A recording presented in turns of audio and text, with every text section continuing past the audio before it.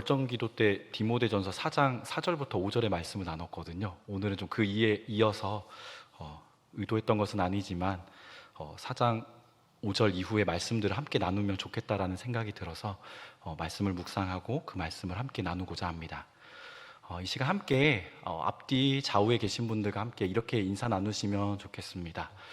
좀 긴데요. 네, 거룩한 일상이 모여서 거룩한 일생이 됩니다. 이렇게 한번 인사 나누시겠습니다. 거룩한 일상이 모여서 거룩한 일생이 됩니다. 네, 그렇게 되시기를 소망합니다. 네, 거룩한 일상이 모여서 또 일평생에 정말 거룩한 인생으로 거룩한 일생으로 살아가시는 우리 증산제일교회 우리 성도님들 다 되시기를 소망합니다. 네, 우리 코로나 대유행으로 3년의 시간을 보내면서 우리는 일상이 얼마나 소중한지를 직접 몸으로 느끼고 또 살아왔습니다.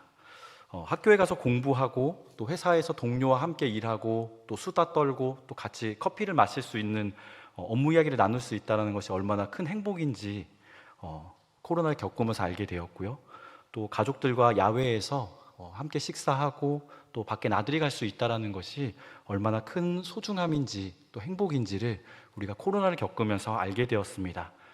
뿐만 아니라 교회 와서 예배 드릴 수 있는 것, 또 옆 사람과 함께 식사하며 교제하며 또 말씀을 나누고 또 삶을 나누고 또 기도할 수 있는 그 시간이 그 영적인 교제가 얼마나 소중한지를 우리는 잃어버리고 나서야 그 소중함을 알게 되었습니다. 우리는 참 살아가면서 때때로 정말 소중한 것이 잃어버린 후에야 또 그 소중한 것을 누군가에 의해서 또 갑작스럽게 빼앗긴 후에야 그것이 얼마나 소중하고 중요한지를 알게 되는 것 같습니다. 코로나로 일상의 소중함을 느끼는 이 젊은 세대들은 일상을 소중하게 살고자 요즘 들어서 많이 노력하고 있습니다. 새해 들어서 이 젊은 세대들 사이에서는 갓생살기라는 것이 유행하고 있습니다. 네, 갓생살기라는 이 말의 뜻은 영어 갓이라는 단어와 사람을 뜻하는 인생을 뜻하는 한자 날생자 요 그 두 글자가 합쳐지고 살아간다, 오늘 하루를 산다라는 의미의 살기가 합쳐진 단어입니다. 그래서 이 신조어 갓생이라는 이 단어는 매우 부지런하고 모범이 될 정도로 열심히 사는 인생에 대해서 너 정말 갓생이야 라고 이야기를 하는 것입니다. 그래서 갓생을 살기 위해서 이 젊은 세대들은 큰 목표를 이루기 위해서 일상의 자리에서 실천할 수 있는 작은 루틴을 만들어서 하루하루를 살아갑니다. 이 루틴이라는 것은 무의식적으로 계속해서 반복하는 습관하고는 조금 다른 것인데요. 이 루틴이라는 것은 자신의 강한 의지력과 또 계획을 세워서 하루의 목표를 달성하기 위해서 노력하는 것입니다. 쉽게 예를 들면 아침 일찍 일어나는 미라클 모닝이라든지 또 오늘 해야 될 운동을 꼭 완료하는 오늘 운동 완료라는 오운환이라는 것이 있습니다. 매일 아침 또 점심 저녁에 꾸준히 조금씩 오늘 해야 될 그 목표, 큰 목표를 향해서 달려가는 것, 그 실천하는 것이 루틴인데 그것을 실천하고 있는 것입니다.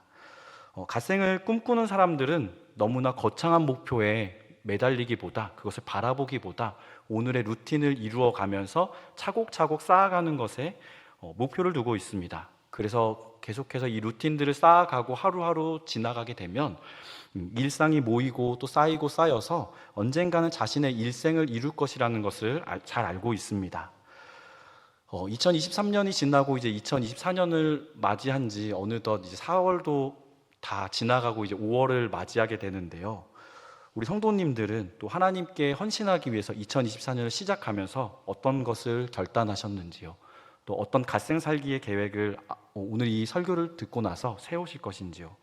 저는 올 한 해를 시작하며 또 새벽 예배 나와서 기도하고 또 성경과 신앙서적 읽기를 계획하였습니다. 물론 못 지키고 넘어갈 때도 참 많습니다. 부끄럽게도 그럴 때가 참 많았고요. 또 새벽 예배에 피곤하다는 이유로 몇 번 빠진 적도 있습니다. 갓생살기의 계획에 앞서 우리는 그 하나님 앞에 헌신하고자 다짐하였는데 그 헌신의 의미를 먼저 생각해 봐야 될 것 같습니다. 이 헌신이라는 단어는 히브리어로 네다바라는 단어입니다. 이 뜻은 하나님께 자신을 자원하여 즐거이 드리다라는 뜻입니다. 그래서 헌신은 쉽게 말해서 나 자신을 하나님께 드리는 행위입니다. 우리를 하나님께 드린다는 것은 우리의 전부를 하나님께 올려드린다라는 것이지요. 우리가 가지고 있는 마음, 시간, 물질, 에너지를 하나님께 드린다는 것입니다. 그런데 우리의 시간, 또 우리의 물질, 우리의 마음, 우리의 에너지를 왜 하나님께 드려야 될까요? 하나님께 드려야 되는 이유는 무엇일까요? 하나님께서 능력이 없으셔서일까요?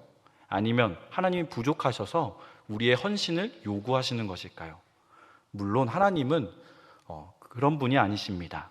하나님은 우리의 사고와 능력을 초월하시는 분이시며 전지전능하신 분이십니다.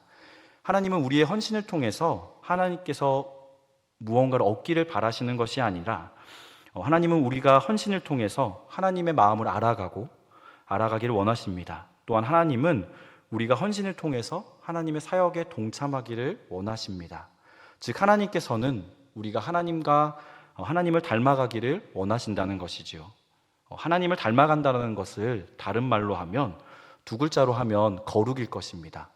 하나님을 닮아간다는 것은 거룩해진다라는 것입니다. 하나님께서는 우리가 헌신을 통해서 거룩하게 세워져 가기를 원하시는 것이지요. 사도 바울은 우리가 하나님 앞에 헌신할 때에 이렇게 헌신해야 된다라고 권면하고 있습니다. 로마서 12장 1절의 말씀을 한번 들어보시기 바랍니다. 그러므로 형제들아, 내가 하나님의 모든 자비하심으로 너희를 권하노니 너희 몸을 하나님이 기뻐하시는 거룩한 산제물로 드리라. 이는 너희가 드릴 영적 예배니라. 아멘. 사도 바울은 하나님 앞에 자신을 드릴 때에 하나님이 기뻐하시는 거룩한 산제물로 드리라고 말씀하였습니다. 이것이 일상과 삶의 자리에서 우리가 하나님 앞에 드려야 될 헌신의 태도일 것입니다. 하나님께서 기뻐하시는 거룩은 그렇다면 무엇일까요? 성경에서 이 거룩이라는 단어는 구별하다, 분리하다라는 뜻을 가지고 있습니다. 즉 무슨 말이냐 하면 죄악과 부정으로부터 철저히 자신을 분리시켜서 오직 하나님의 소유로 구별되어 자신을 드린다는 것입니다. 이것이 바로 거룩한 산제물로 자신을 드린다는 것이지요. 그렇다면 우리가 거룩하게 살아가려면 어떻게 해야 될까요? 우리가 세상으로부터 죄악으로부터 부정으로부터 우리 자신을 분리시키려면 어떻게 해야 될까요? 우리의 몸을 깨끗이 씻고 또 정신 수양을 하면 되는 것일까요? 아니면 내 안에 욕심을 버리기 위해서 또 남을 돕고 살면 거룩해지는 것일까요? 물론 이러한 선행은 안 하는 것보다는 나은 행동일 것입니다. 그리고 사람이 보기에 거룩해 보일 수 있는 행위일 것입니다. 하지만 하나님이 기뻐하시는 거룩의 모습은 아니라는 것입니다. 오늘 말씀에 우리가 거룩해지는 방법이 분명하게 적혀 있습니다. 함께 5절의 말씀을 봉독하시겠습니다. 하나님의 말씀과 기도로 거룩하여 짐이라. 아멘. 5절의 말씀을 새한글 성경으로 보시게 되면 더 정확하게 이 말씀을 표현하고 있습니다. 제가 봉독합니다. 그 모든 것은 하나님의 말씀과 기도를 통해서 거룩해지기 때문이라네. 아멘. 하나님의 말씀과 기도를 통해서만 하나님이 기뻐하시는 거룩의 삶이 될 수 있다는 것입니다. 다른 방법이 있는 것이 아니라 다른 여러 방법 중에 말씀과 기도가 있는 것이 아니고요. 하나님의 말씀과 기도를 통해서만 거룩해진다라고 오늘 사도 바울은 디모데에게 말씀하고 있습니다. 다른 방법으로 거룩해질 수 없습니다. 6절의 말씀을 함께 봉독하시겠습니다. 내가 이것으로 형제를 깨우치면 그리스도 예수의 좋은 일꾼이 되어 믿음의 말씀과 내가 따르는 좋은 교훈으로 양육을 받으리라. 아멘. 이것으로 형제를 깨우치면이라고 바울은 말씀하고 있는데 이것이 무엇일까요? 그것은 앞서 말하고 있는 5절에 있는 말씀과 기도를 의미합니다. 이 말씀과 기도를 통해서 다른 사람을 가르치고 섬기게 되면 예수님의 좋은 일꾼이 된다고 말하는 것입니다. 그뿐만 아니라 그 말씀과 기도에 힘쓴 사람이 믿음의 말씀과 좋은 교훈으로 양육을 받게 된다고 합니다. 즉 자신이 말씀을 가르치는 그 사람이 성장하게 된다는 것입니다. 말씀을 전하기 위해서 말씀을 연구하고 묵상하고 또 그 가르치는 사람들을 위해서 기도하게 되면 결국 그 말씀을 가르치고 그 양육의 자리에 있는 그 교사가 믿음이 있는 사람이 더 믿음이 성장하게 된다는 것입니다. 나의 믿음이 올 한 해 더욱더 작년보다 또 어제보다 오늘보다 더 자라가길 원하신다면 교육부 교사로 또 새가족부로 또 누군가를 가르치는 그 자리에 서시기를 추천드립니다. 그래서 내 믿음이 정말 자라가길 원하신다면 그 말씀의 자리 또 가르침의 자리 가운데 계시는 우리 성도님들 되시면 좋겠습니다. 교회학교 선생님 또 그리고 새가족 양육을 담당하시는 우리 섬김이들께서는 말씀과 기도로 또 믿음이 약한 자들을 잘 가르치시기 바랍니다. 말씀을 가르치기 위해서 열심히 준비하고 또 묵상하고 또 하나님께 도우심을 구하는 기도로 나아가시기 바랍니다. 그리할 때에 우리가 하나님이 기뻐하시는 거룩한 모습으로 자라날 것입니다. 그렇다면 우리는 어떻게 말씀과 기도 생활을 해야 할까요? 7절에서 8절의 말씀을 함께 봉독하시겠습니다. 망령되고 허탄한 신화를 버리고 경건에 이르도록 내 자신을 연단하라.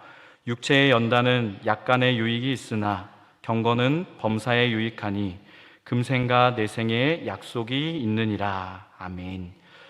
사도 바울은 자신을 연단하라라고 권면하고 있습니다. 이 연단으로 번역된 헬라어 김나조라는 이 단어는 운동선수가 훈련하듯이 또 연습하다, 또 훈련하다라는 말의 뜻입니다. 운동선수가 대회에서 우승하기 위해서는 계속해서 기본 자세를 매일매일마다 반복해서 단련해야 합니다. 지겹다고 해서, 귀찮다고 해서 오늘 반복하지 않으면 그 기본 자세를, 그 기본기를 몸에 뵐 정도로 익힐 수가 없습니다. 어떤 때든지 바로 그 기본 자세가 나오려면, 그 기본 자세를 취할 수 있으려면 계속해서 그 기본 자세를 매일 쉴 새 없이 반복하고 또 지겹도록 해야 되는 것입니다. 그래야지만이 실전에서 또 대회에서 우승할 수 있는 것입니다. 이와 같이 우리도 말씀과 기도 생활을 연단해야 될 것입니다. 매일 한 장이라도 말씀을 읽어야 하고 또 1분이라도 하나님의 나라와 의를 위해서 기도해야 할 것입니다.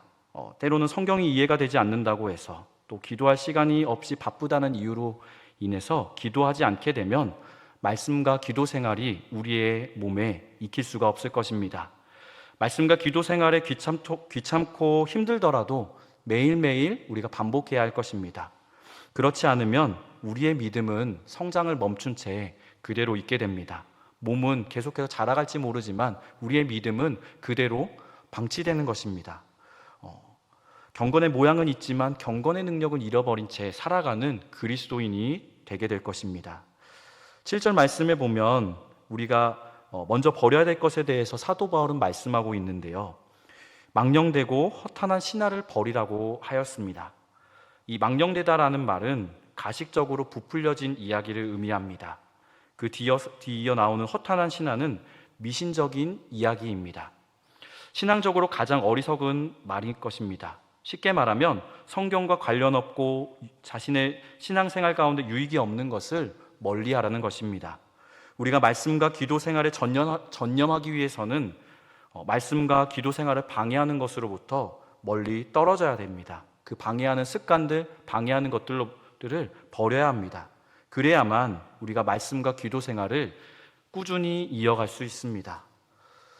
예수님께서는 광야에서 40일 금식하시고 사단에게 시험을 받으셨습니다. 또한 예수님은 사단의 시험을 하나님의 말씀으로 승리하셨습니다.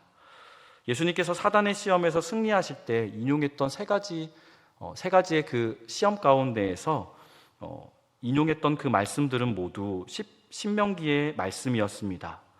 그런데 놀라운 것은 이 신명기 말씀이 이스라엘의 광야 생활 중에 하나님께서 인도하시고 보호하신 것을 기록한 책이라는 것입니다. 예수님이 시험 받으신 그 광야에서 이스라엘의 광야 생활 중에 쓰여졌던 그 하나님의 보호하심과 인도하심을 기록했던 그 신명기를 읽고 묵상하셨다는 것이지요. 예수님께서도 자신의 일상의 자리에서 또 하나님의 말씀을 읽고 묵상하며 자신을 연단하셨습니다. 누가복음에 보면 예수님께서 시간이 나실 때마다 기도하셨다는 말씀이 많이 나오고 있습니다. 예수님께서는 많은 사역을 감당하시고 또 피곤한 중에도 늘 가는 곳에마다 또 일상의 자리에서 기도하셨습니다.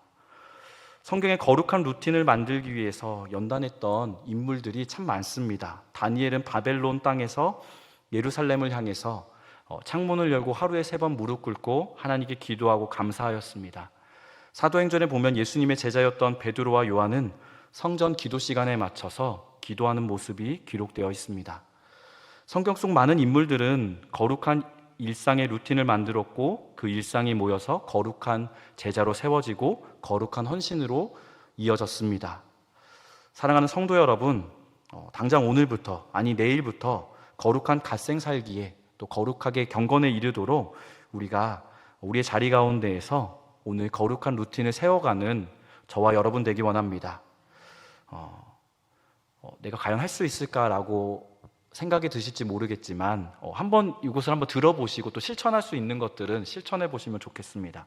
출근길에 유튜브로 말씀 한 장을 들으면서 가시는 겁니다. 네, 어려우신가요? 네, 핸드폰, 스마트폰만 있으시면 충분히 하실 수 있는 것이고요. 점심시간 밥 먹은 후에 직장 주변에 잠시 산책을 하시며 또 내가 떠오르는 사람을 위해서 또 하나님의 주시는 마음을 가지고 기도하는 것입니다. 또 퇴근길 가족과 함께 식탁 교제를 하고 나서 함께 오늘 묵상했던 그 말씀을 나누는 것입니다. 처음에는 어색하고 또 처음에는 힘들고 하겠지만 계속해서 반복하시다 보면 어느 순간 가랑비에 옷이 젖듯이 우리가 거룩한 습관에 젖어들 것입니다. 그리고 거룩한 일상이 모여서 거룩한 일생으로 거룩한 헌신으로 변화되어져 갈 것입니다. 시편에 있는 기자는 하나님의 말씀이 달고 오묘하다고 했습니다. 때로는 이해되지 않는 말씀이기도 합니다. 어떻게 하나님의 말씀이 달고 오묘할까? 아직 저도 그러한 경지에는 이르지 못한 것 같습니다. 그런데 그것은 하나님의 말씀을 매일 읽고 또 자신을 연단한 사람만 고백할 수 있는 고백일 것입니다. 아직은 하나님의 말씀이 어렵고 부담되고 또 이해도 되지 않을 때가 있습니다. 그러나 하나님의 말씀을 묵상하고 연구하고 그 말씀을 가까이 하시게 되다 보면 또 연단하다 보면 우리도 하나님의 말씀이 달고 오묘하다라고 고백할 수 있는 날이 오게 될 것입니다. 세상 속에서 우리가 하나님 보시기에 기뻐하시는 거룩한 갓생을 살아가는 저와 여러분 되기 원합니다. 하나님께서 기뻐하시는 그 거룩의 모습으로 살기 위해서 오늘 또 내일의 그 일상의 자리 또 삶의 자리 가운데서 말씀과 기도 생활에 힘쓰시기 바랍니다. 그리고 내가 할 수 있는 대로 거룩한 루틴을 만들고 거룩한 습관을 만드셔서 말씀과 기도 생활을 계속해서 훈련하시고 이어가시길 소망합니다.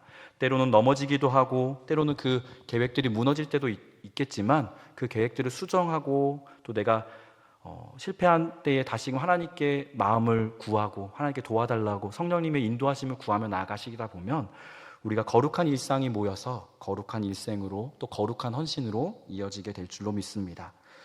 이 시간 우리가 함께 말씀을 기억하시면서 날마다 숨쉬는 순간마다 함께 찬양하며 또 이렇게 살아가게 해달라고 또 하나님의 은혜를 구하며 나아가는 저와 여러분 되시길 소망합니다.